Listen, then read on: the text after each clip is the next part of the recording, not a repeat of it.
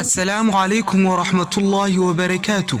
waxaan kula wadaagi doonaa xikmado qaali ah oo aan ku soo xulnay ee nagula raaxayso ka adkow hagaajinta ficilkaaga ka hor inta aanad waxsan sheegin. qof kasta oo kuu sheega wax saxda ha xukmin oo ha moodin inuu ku mucaaridayo. ka fogow khiyaanada, hana isku dayin inaad khiyaanto ruux maalin uun ku aaminay. kan wax khiyaama isaga ayuunbaa teella iyo dabin sii qotaye. ag joog oo la rafiiq qof mar waliba kuu sheegaya waxa ay runtu tahay, aanan kaa qarinayn xaqiiqada. ma lihid awood ballaadhan oo aad duni ku abuurto, balse wuxuu allah subxaanahu wa tacaala ku siiyey awood maskaxeed oo aad ku fikirto oo aad wax ku soo saarto. haba yaraada ee fikir oo wax soo saar.